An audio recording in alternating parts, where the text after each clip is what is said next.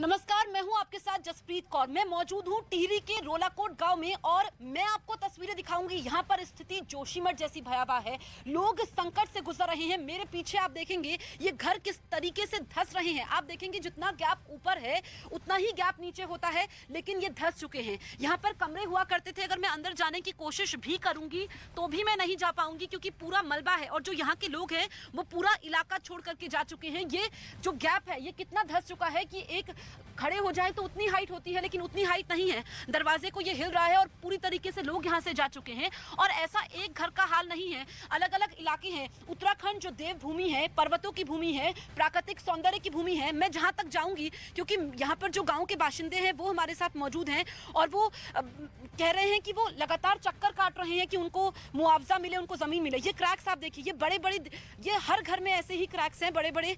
यहाँ पर जो है पहले छोटी दरारें थी, यानी कि गैप कम था, लेकिन अब ये गैप बढ़ता ही जा रहा है। उधर वो तस्वीर आप देखिए, टिहरी झील जो कि खूबसूरत तो है, लेकिन इन्होंने इनकी जिंदगी बदतर बना दी है। क्योंकि टिहरी झील जब से बनी है उसके बाद जमीन धंसना शुरू हुआ। मेरे पीछे का मकान अगर हम आपको दिखाएं, और ये टिहरी झील यही वजह है। लोग बता रहे हैं कि टिहरी झील की वजह से ऐसा हो रहा है, जब पानी का लेवल ऊपर नीचे होता है।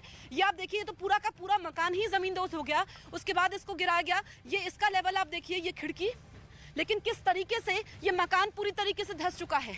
ये सीढ़ियां जो कि बची नहीं हैं। अगर ऊपर मैं जाती हूँ तो यहाँ पर आप देखेंगे, क्योंकि खतरा बड़ा है, यहाँ पर ये गैप आप देखिए ऊपर, ये पूरी तरीके से मकान के मकान नीचे आ रहे हैं। पहले जो इनकी ज़मीन थी, खेती की ज़मीन थी, वो तो डूब चुकी है। यानी कि यहाँ पर चावल की खेती हुआ करती थी। लोग अब यहाँ पर सिंचाई नहीं कर पा रहे हैं। अब पीछे आप देखिए, मैं जहाँ तक जाऊँगी, जितने घर आपको दिखाऊंगी, सभी का यही हाल है। ये तो पूरा घर ही ज़मींदोज हो गया। और ऐसा नहीं है कि ये घर बहुत पुराने हैं, 10 से 15 साल पुराने हैं। ये नया घर बना है, लेकिन यहाँ पर भी क्रैक्स आने शुरू हो गए हैं। इधर आप देखिए, ये टिन शेड डाला था, ये मलबा पूरा नीचे जा चुका है। यहाँ से हम आपको तस्वीर दिखाते हैं। और उधर वो अगर हम दिखाएं, क्योंकि वो जो टिहरी झील है उसमें कि पूरा का पूरा जो ये ज़मीन है वो नीचे आती जा रही है। यानी कि खेती की ज़मीन चली गई है, लोगों के मकान नीचे आते जा रहे हैं। और इधर से हम देखेंगे, जो छतें आप देख रहे हैं, यहाँ पर ये क्रैक्स हैं। ये पूरी की पूरी छत ये नीचे जा चुकी है। तो लोगों को समझ में नहीं आ रहा है कि वो करें तो करें क्या, जाएं तो जाएं क्या, खाएं तो खाएं क्या, और मिले तो किससे मिले, अपनी आवाज़ कैसे वो आगे तक पहुँचाएं। इस बीच जोशीमठ से मैं आपको 5 तस्वीरें दिखाती हूँ, क्योंकि जोशीमठ में इस वक्त अधिकारियों की बैठक शुरू होगी, जिसमें आगे का फैसला लिया जाएगा डिमोलिशन को लेकर के। लोग वहां पर धरने पर बैठे हुए हैं और जो इस वक्त जोशीमठ में स्थिति है, उसके बाद लोग मुआवजे की मांग भी कर रहे हैं। लेकिन कल डिमोलिशन होना था, जिसमें तारों का काटने का काम शुरू किया गया था। लेकिन आज अहम बैठक जोशीमठ में। ये 5 तस्वीरें अलग अलग आपके सामने हैं, जिसमें इस मीटिंग में खतरनाक हो चुकी इमारतों को गिराने पर फैसला हो सकता है और ये फैसला काफी महत्वपूर्ण होगा।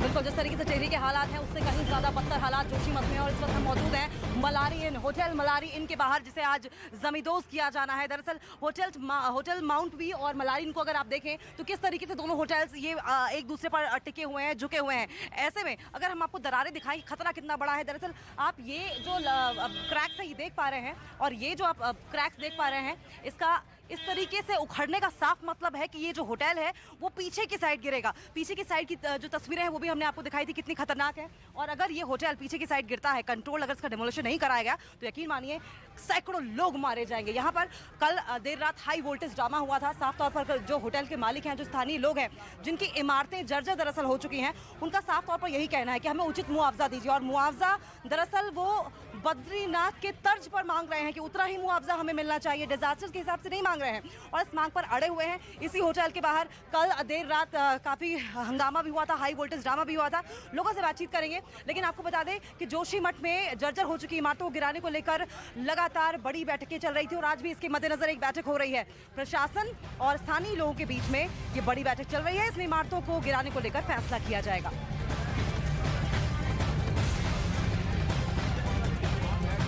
तो तस्वीरें हम आपको दिखाते रहेंगे, लेकिन यहाँ पर कुछ लोग भी मौजूद हैं, उनसे भी दरअसल बातचीत करते हैं। क्यों बैठी हैं आप यहाँ पे? हम इनके मांग पूरा करो बस। क्या मांग है? जितना लग रखा उन्हें दे दो। आपका भी घर है डेंजर जोन में? हमारी रिश्तेदार है सब रिश्तेदार है। अच्छा पड़ोसी है। अच्छा, यहाँ पे देखिए कुछ और महिलाएं, इनसे भी बात करते हैं। आपका भी घर डेंजर जोन में है क्या? साथ देने आ रही थी ना हम इधर। ये हमारी माँ बहने हैं सारे। आज एक का घर टूटेगा, कल दूसरे का। हमारा मांग पूरा हो जाएगी तो क्या मांग है आपकी? जो मांग रहे कल से, जिस दिन से बैठे हैं उस दिन से आपको तो पता ही होगा। हाँ, तो आप चाह रहे हैं कि बद्रीनाथ धाम की तर्ज पे आपको मुआवजा दिया जाए। आपको राहत मिल रही है? अभी तो क्या रात मिली, कुछ ना। मतलब होटल्स वगैरह तो दिए गए ना रहने के लिए? नहीं, वो तो अभी मतलब इतना पूरा ऐसा सुना ही था, आए नहीं तो रहेंगे कहाँ? तो कब तक आप लोग करते रहेंगे? जिस तरीके से आप लोग यहाँ पे भीड़ इकट्ठा करके बैठे हैं, ये होटल अगर पलट जाएगा तो बाकी लोग भी यहीं बैठे रहेंगे। मतलब जान खतरे में जाए तब भी बैठे रहेंगे? तब भी बैठे रहेंगे। आपके चक्कर में कई लोग की हम जान लौटेंगे आपके पास। लोगों का दर्द भी है, संकट वर्तमान का तो है, संकट भविष्य का भी है। मेरी मौजूदगी तो टिहरी में है, मेरे सहयोगी दीपक बिष्ट उत्तरकाशी में मौजूद हैं। दीपक, जहां से देवभूमि में हमारे सहयोगी मौजूद हैं, अलग अलग इलाकों से जो तस्वीरें आ रही है वो बेहद डरावनी है। आप जहां पर मौजूद है वहां की क्या स्थिति है?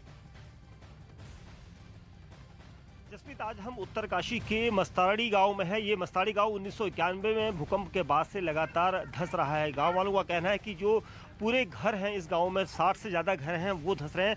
तस्वीर दिखाऊंगा मैं। यहाँ पर जो दबाव ज़मीन में पड़ा है, लगातार जो ज़मीन धंस रही है, उसकी वजह से ये बड़ी बड़ी दरारें यहाँ पर दिखाई दे रही हैं और इसकी वजह से ही यहाँ पर लोगों में दहशत रहती है। हालांकि सरकार ने विस्थापन की बात कई सालों पहले कही थी, लेकिन ये लोग अभी भी इंतजार कर रहे हैं और इलाके के लोगों का कहना है कि इस तरह की दरारें आप जो हमारे घर हैं उनके अंदर देख सकते हैं। उसके अलावा यहाँ पर जितने अलग अलग लोग हैं ये भी इस पूरे चश्मदीद हैं, क्योंकि इनका कहना है कि जो पहाड़ी का ये हिस्सा है, ये भूकंप जब 1991 में आया था तो तब से ही लगातार ये इलाका जो है धंस रहा है और इसके बारे में सरकार को पूरी जानकारी है। सरकार को लगातार यहाँ से निवेदन किया जाता है कि इनको यहाँ पर विस्थापन की व्यवस्था की जाए, लेकिन अभी तक नहीं हो पाई है। जरा ये मैं आपसे बात करना चाहता हूँ कि आप लोग सरकार की तरफ से क्या आप लोगों को सांत्वना दी जाती है अब तक? सरकार की तरफ से हमें कुछ नहीं, मैं ऐसी पार्टी आती रहती, देखते रहते, चैनल पे दिखाते रहते हैं, अभी तक कोई स्थिति नहीं। भूगर्भ वैज्ञानिक भी आते हैं आपके गांव में? आते हैं। हाँ। आते हैं। 98 में आए थे, उन्होंने विस्थापित के लिए सुरक्षा के लिए लिखा था। विस्थापन में लिखा था कि गाँव कभी न कभी यहाँ पानी का तालाब है अंदर। ऐसा नहीं, उसने कहा कि अब पानी का तालाब है, ये गांव जो कभी न कभी खतरे में है। देखिए, गांव का जो पूरा इलाका है, इस पूरे गांव में तकरीबन 60 से ज़्यादा घर हैं और ये सभी घर इस वक्त इस पशुपेश में है कि कभी अगर ज़्यादा कोई भूकंप की जो तीव्रता ज़्यादा रही तो ये सब जमींदोज हो जाएंगे और इसी वजह से ये डर से अभी भी यहाँ पर इसलिए जी रहे हैं क्योंकि इनको दूसरी जगह विस्थापन की बात कही गई थी सरकारों के द्वारा, जो बदलती रही उत्तराखंड में सरकार है, लेकिन ऐसा नहीं हो सका और इसी वजह से यहाँ पर इतनी बड़ी बड़ी दरारें जो है यहाँ के सभी बिल्कुल घरों दीपक, में। और ये जो परेशानी है हम देख रहे हैं वो लगातार बढ़ती जा रही है। चाहे उत्तरकाशी की बात कर लें, टिहरी की बात कर लें, जोशीमठ की बात कर लें, तस्वीरें हमने कर्णप्रयाग की दिखाई थी, वहां पर भी हालात ऐसे थे। दीपक, आप बने रहिए, आपके पास लौटेंगे, लेकिन जरा आपको जोशीमठ में जिस होटल को गिराया जाना है उसके बाहर की तस्वीरें हम आपको दिखाते हैं। यहाँ पर देखिए बुलडोजर मौजूद है। कल इसी जगह पर हाई वोल्टेज ड्रामा किया गया था क्योंकि बिल्डिंग को गिराने की तैयारी थी और लगातार हम ये दिखा रहे हैं, ये बार बार समझा रहे हैं। कल हमारी सहयोगी प्रियंका ने और उससे पहले हमने भी दिखाया था कि किस तरीके से ये जो होटल है वो पीछे की ओर धंसता चला जा रहा है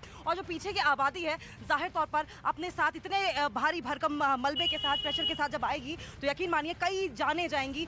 बुलडोजर है और उस तरफ साफ तौर पर अगर देखें तो मलारी इनका वो होटल है जहां पर हाई वोल्टेज ड्रामा किया गया था तमाम प्रदर्शनकारी की ओर से और मांग की गई थी कि हमें पूरा मुआवजा दिया जाए। मुआवजा दरअसल बद्रीनाथ की तर्ज पर मांगा जा रहा है, डिजास्टर के हिसाब से नहीं मांगा जा रहा है। लेकिन जिस तरीके से जोशीमठ में लगातार पहाड़ दरक रहे हैं, जमीन फट रही है, धरती फट रही है, जमीन धंस रही है, मोटी मोटी दीवारें आ रही हैं। अभी तक 700 से ज्यादा घरों को चिन्हित किया गया है और प्रशासन की पूरी तरीके से कोशिश ये है कि इन घरों से लोगों को निकालकर सुरक्षित स्थानों पर पहुंचाया जाए। क्या कुछ हालात है, इस रिपोर्ट को देखिए।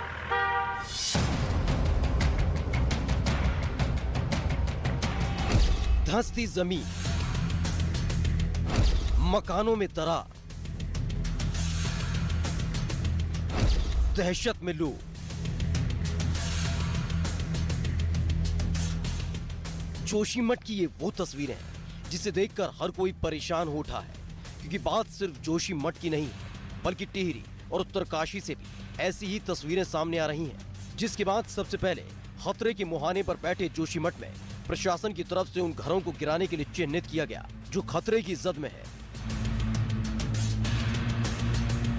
जोशीमठ में 700 से ज्यादा मकानों पर खतरा मंडरा रहा है। तो वहीं 85 से ज्यादा घर असुरक्षित घोषित कर दिए गए हैं, जिसके बाद कई मकानों को खाली कराया जा चुका है। जिन मकानों को खाली कराया गया है उनकी हालत काफी डरावनी बताई गई।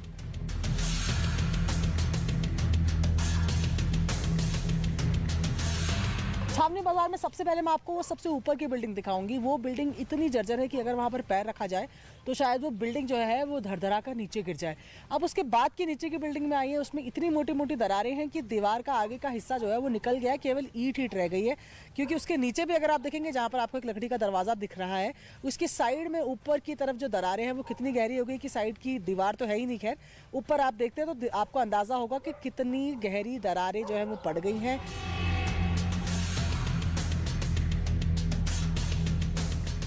और ये कहानी जोशीमठ के एक घर या एक इलाके की नहीं है, बल्कि पूरा का पूरा जोशीमठ इस खतरे से जूझ रहा है।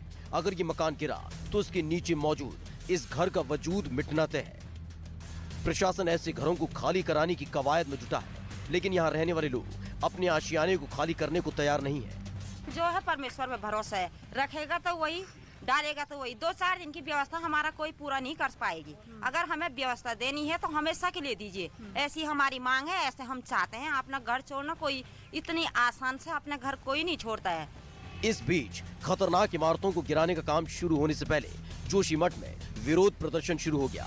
लोगों की मांग है कि सरकार की तरफ से उन्हें पहले मुआवजा दिया जाए, और उन्होंने बद्रीनाथ प्रोजेक्ट के दौरान वहां के लोगों को मिले मुआवजे जितनी रकम की मांग की।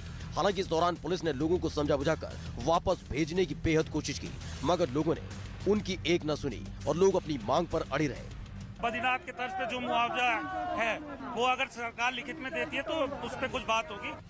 जबकि खुद मामले की गंभीरता को देखते हुए रक्षा राज्य मंत्री अजय भट्ट जोशीमठ पहुंचे थे और हालातों का जायजा लेने के साथ ही प्रभावित लोगों से मुलाकात की थी, जिन्हें दरार और पानी के रिसाव की वजह से अपने मकान छोड़ने पड़े। उनकी मदद का भरोसा दिया था। अभी जान माल की रक्षा करना हमारी प्राथमिकता है। जोशीमठ के लिए एक एक पल बेहद जरूरी है और खतरनाक होता जा रहा है, क्योंकि जो दरारें सिर्फ नजर आ रही थी वो अब डरा रही हैं। इसलिए प्रशासन जल्द से जल्द जोशीमठ के संवेदनशील इलाके से लोगों को निकालकर सुरक्षित स्थान पर भेजने में जुटा है और उन इमारतों को गिराने की कोशिश है जो खतरे की जद में है।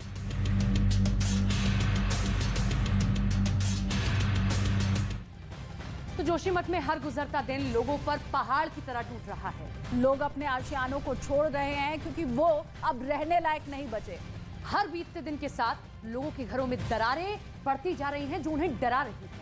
और चलिए अब आपको जरा जोशीमठ की अभी की जो स्थिति है वो बता देते हैं। कितने मकान यहाँ पर ऐसे हैं जिनमें दरार है। देखिए 723 मकान ऐसे हैं जिनमें दरार है। यहाँ से लोगों को दूसरी जगह शिफ्ट किया जाना है। अब ऐसे कौन से भवन है जो खतरनाक श्रेणी में है? ऐसे 86 भवन है वहाँ पर जो खतरनाक श्रेणी में आ चुके हैं, रहने लायक नहीं बचे हैं। बिल्कुल, इन भवनों के ऊपर वो रेड क्रॉस का निशान भी है जो हमने आपको दिखाया था। इसके अलावा 81 परिवार ऐसे हैं जिन्हें शिफ्ट कर दिया है, लेकिन इतना भर नहीं है, अभी बहुत से लोगों को शिफ्ट किया जाना बाकी है।